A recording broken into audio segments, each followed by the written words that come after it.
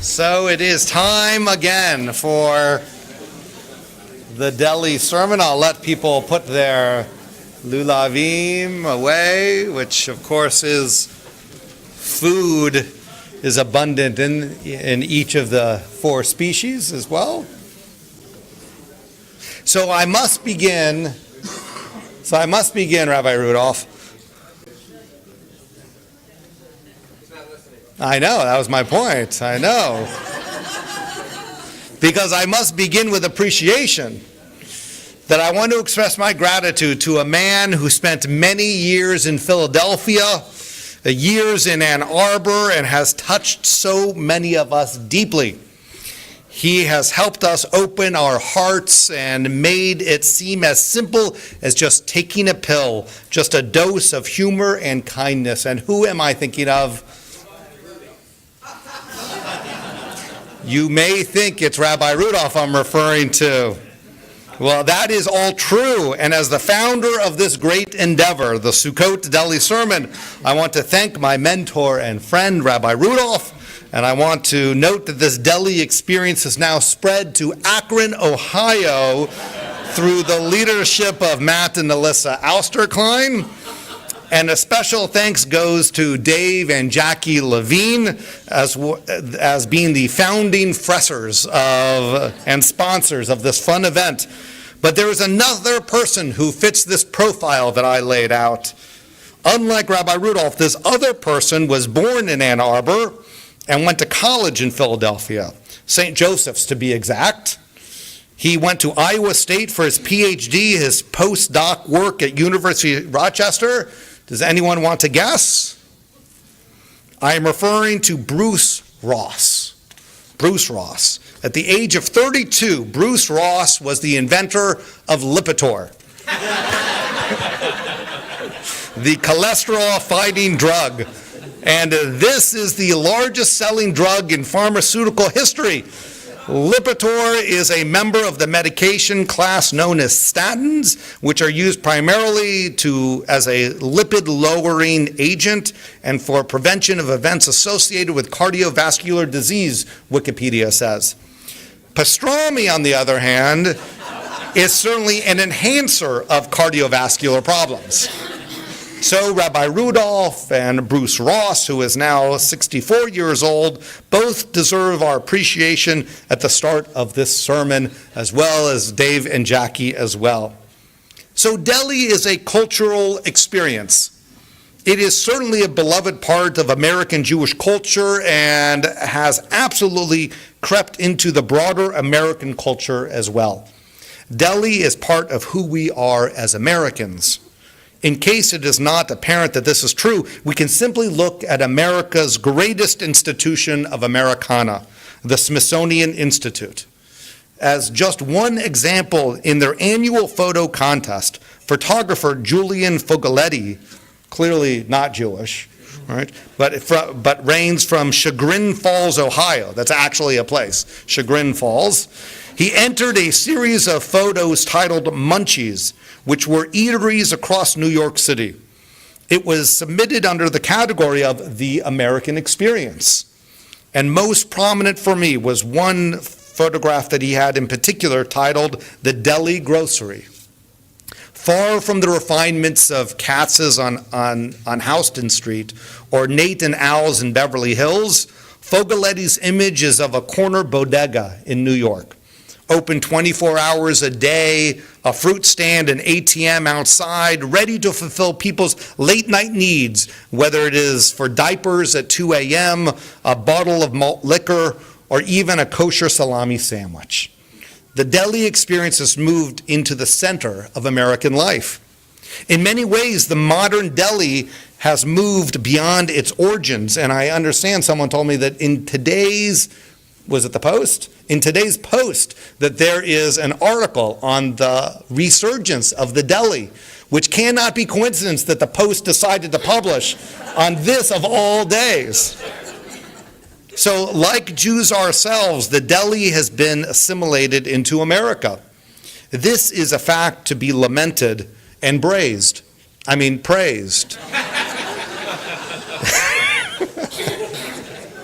In today's delis, there are items sold around the country which would never have shown up in a traditional kosher Jewish deli. The story of America is that barriers become porous and each culture marinates in the richness of the others. No, don't worry, it gets better or worse. Of course, according to Wikipedia, the idea of melting together, the melting pot, was a metaphor in use by the 1780s. The exact term melting pot came into general usage in the United States after it was used as a metaphor describing the fusion of nationalities, cultures, and ethnicities in the 1908 play titled The Melting Pot by... Excellent. Extra lean pastrami for the chazan. And while I've absolutely no facts to back this up, I can only imagine then that Zangwill wrote large sections of his play in a deli, of course, yes. The deli is a central piece of America's melting pot. That encounter works both ways, though. As much as the Jewish deli has impacted America, America has adjusted the menu of Jewish delis as well. Locally, we just have to look at the menu of Atman's Deli, that there is ham for Western omelets and maple ham for a breakfast side. At Morty's, which was the extension of Krupin's, you could buy sliced ham right along with pastrami, tongue, and lean corned beef. Adjusting the menu was a business decision. But the smell, the attitude, the pickles, the sense of belonging, that is what keeps the deli alive. The Jewish deli is less about traditional Jewish dietary laws and more about Jewish cultural experiences. Food shapes our culture and our waistlines. So the deli experience is alive, even if its kosher days are mostly behind it. Seeing these changes can be a startling cultural experience. So a question to make sure that you are awake. How does a cucumber become a pickle? It goes through a jarring experience. Yes. So these changes in deli are jarring experiences. Kreplach, the delicious dumplings and soup, is a comfort food, even though my mom never made them, but Jewish mothers generally made them, so they are part of our people's collective memory, or more specifically, our people's collective stomach. Yes, Jewish culture has a collective stomach. So in an age of high rates of intermarriage and interfaith dating, how do we preserve cultural experiences as expressed through food? This is actually a serious question, one that the organization interfaithfamilies.com has taken on. Interfaithfamilies.com is a terrific organization committed to being a resource for families who've decided to create households with Judaism and another faith present.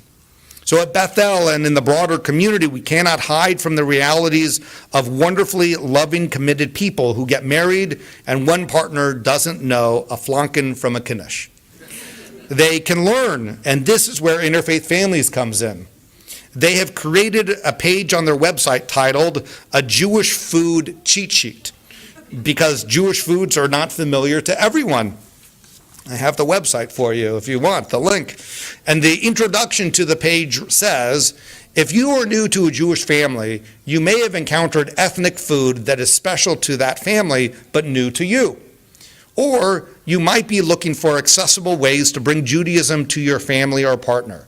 This is a basic guide to some of the foods you might see and to terminology. We recognize this can't possibly be comprehensive. If you want to contribute more information or recipe ideas, let us know in the comments. Looking for interesting recipes to add to your table? Visit this blog site. For a short explanation of why Jewish food is the way it is, read this other link. And if you want to give the recipe for a kobacha, a Japanese pumpkin challah that was used as a picture, then click here and they'll give you this fusion of this Japanese pumpkin challah.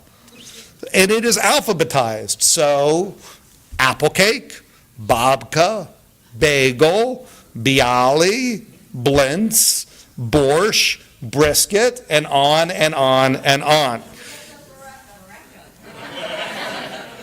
I will give you the link to send it to them. So the face of Deli is changing. The face of Deli is changing in many ways, and the cultural context is also changing, but the state of the deli is strong.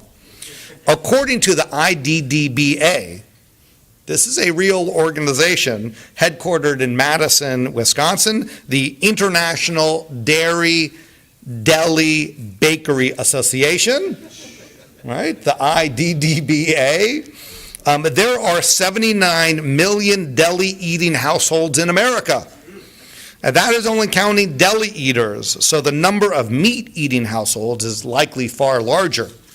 It is a fascinating website, but unfortunately for you, or fortunately for you, I was not able to access the IDDBA's latest study because it costs $200 to become a member, and I decided to be fiscally responsible, that could be used elsewhere. But their latest study is titled Growing the Category of Super Consumers, Sandwiches with Deli Meats. Wow. Therefore, we will have to stumble along without the data. As I have proven already, though, I will offer nothing more than jaundiced speculation and notions, but never pig-headed opinions. So, as my time is wrapping up, though, there is one other piece of news I want to bring as we are dipping into the changing cultural experiences and seeing them being brought into a new age. In Inc. magazine, they also noticed this change. So let me read from a May 2018, this is very current, May 2018 article. And it reads, Katz's Deli in New York City's Lower East Side hasn't changed its pastrami recipe in 130 years. But the deli is willing to change the way that it does business. On this Tuesday in May, Katz's announced that it would launch a subscription service next month, which means it's active now. Jake Dell, the 31-year-old fifth-generation owner of the iconic Jewish deli, tells Bloomberg that he's been wanting to launch Katz's subscription service for years. He says he especially wants to cater to our regulars who've moved away but want to recreate the classic Katz's experience at home. The monthly subscription box, which costs $150 a month or $1,500 for a full year, contains enough food to feed 4 to 6 people. The first package in June includes one whole pastrami weighing between 4 and 5 pounds, a pound of sliced juicy pastrami, a full loaf of rye bread, pickles, a pound of mustard, and a Katz's t-shirt. In July, the griller package will feature more than 40 Frankfurters and Knockwursts, 2 Nobelwursts, Knishes, and sauerkraut. And the September high holiday package, which unfortunately we have just missed out on ordering, it will include 2 pounds of sliced brisket, potato kugel, matzo ball soup, latkes, and a chocolate babka. I know, delicious, right? Don't worry. There's October, November, December, right? Another part of Katz's new online business is its big ticket items program, which ranges from $995 to $9,995. The Platinum package includes over 100 pounds of pastrami, which could feed up to 150 people. Sheila? Just checking, yes. And it comes with t-shirts and even an expert pastrami slicer who will fly to your party from New York. We could save money by putting him on the vamoose, though. So, Katz is no stranger to shipping meat all over the world. It started its Send a Salami to Your Boy in the Army program during World War II, and that program continues today. In an earlier interview with Inc. this year, Dell said he wanted to use online sales to bring Katz's iconic New York food all over the U.S. and eventually the world. Even though he sells a sandwich for $21.45, Margins are thin, he says. Dell explains they make up in volume and shipping costs. So last summer, Katz's opened a satellite location in downtown Brooklyn, which marked the deli's first expansion. The subscription service might sound silly at first, but Dell says the experience of getting Katz's meats delivered to your door will be moving. And the story concludes that you smell the garlic as soon as you open the box, Dell told Bloomberg. If that alone doesn't trigger something in you, I don't know what will. The article ends. So there you go. We have not cured cancer, but we have cured the meat. Right. So I will close with something. I will close with something close to the truth, because as much as we bemoan the fall of the Jewish deli, from a different perspective, the deli cultural experience is vibrant and strong. So there's this butcher. And one day he's closing up his shop to go home, and all of a sudden there's a dog in the store. And there's a note in the dog's mouth, and the note reads, "Can I have a steak and 3 sausage links, please?" The butcher takes the note, gathers the things, and when he turns back around, he was surprised to see a $20 bill in the dog's mouth. The dog grabbed the meat in a bag and went off. The astounded butcher closed the shop, followed the amazing dog. The pair soon came to the bus stop. The dog looked at the schedule, sat down on the bench. A bus comes, the dog goes up, sees it's not his bus, goes and sits back down. And then another bus comes, and again the dog looks at the front of the bus. He sees it must have been his number, and so he gets right on the bus, and the butcher is right next to him. So he goes on, a stop, 2, 3, 4 stops later, the dog gets up, jumps up to pull the call sign, the cord. The driver stops, and he gets off. He gets to a house, and he puts the dog puts the bag down, and he knocks on the door with his head. And no one answers. So he does it again. No one's answering the door, so he jumps on the fence so he could peer into the window, and he knocks on the window. And he runs back to the front. And finally, someone comes and answers the door. The owner yells at the dog, "What are you doing?" And the butcher goes, "Sir, your dog is amazing. What are you talking about?" And the owner says, "It's the 3rd time this week he forgot his keys." So like the butcher and the dog owner, maybe it's just a different perspective that we need to see how amazing this American experience of the Jewish deli is.